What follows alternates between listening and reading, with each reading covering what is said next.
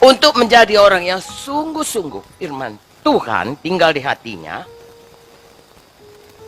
Kita berkata firman Tuhan tinggal di hati. Itu hanya bisa kalau kita menjadi pelaku firman.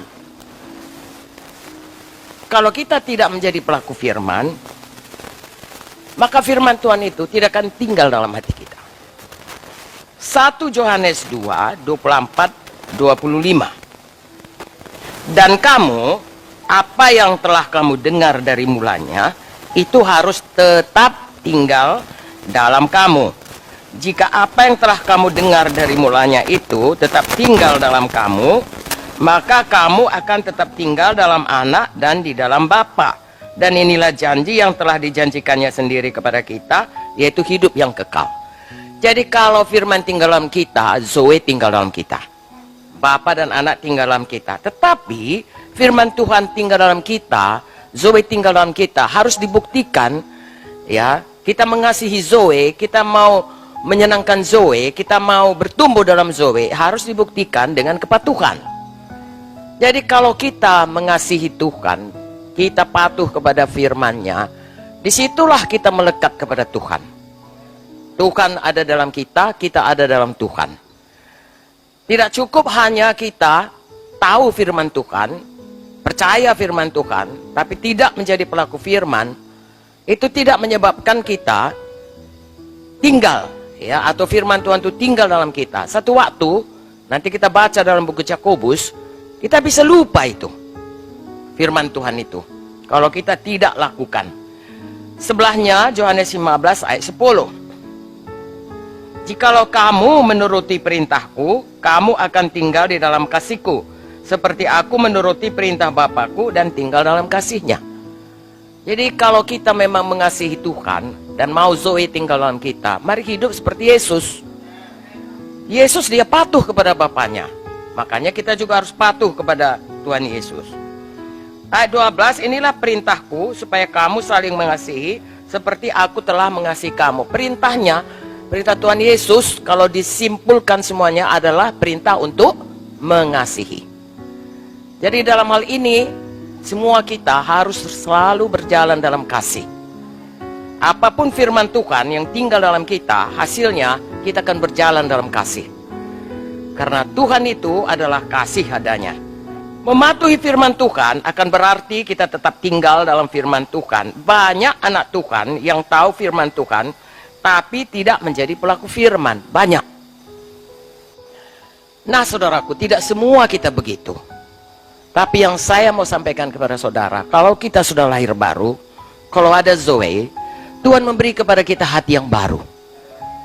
Yehezkiel 11 dan 36 berkata, bahwasanya Tuhan berikan hati baru, hati yang lembut, tidak hati keras, supaya kita bisa mematuhi firman, tidak melawan kepada firman.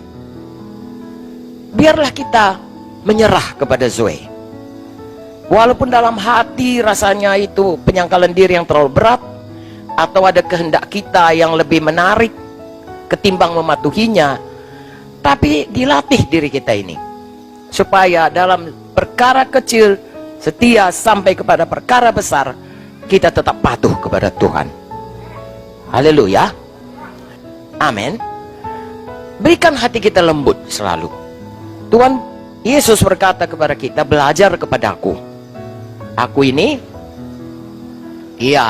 lembut hati, lemah lembut dan rendah hati. Pakailah hidup Tuhan itu dalam hidup kita. Kalau kita mendengar firman, lembutkan hati ini, karena ada Roh Kudus yang mengubahkan hati kita menjadi hati yang lembut. Ya, saya baca aja Yehezkiel ya. Yehezkiel 11 dan Yehezkiel 36. Kamu akan kuberikan hati yang baru dan roh yang baru di dalam batinmu, dan aku akan menjauhkan dari tubuhmu hati yang keras, dan kuberikan kepadamu hati yang taat. Rohku akan kuberikan diam di dalam batinmu, dan aku akan membuat kamu hidup menurut segala ketetapanku, dan tetap berpegang pada peraturan-peraturanku dan melakukannya. Ini nubuatan untuk akhir zaman ini, di mana Roh Kudus dicurahkan pada semua anak Tuhan.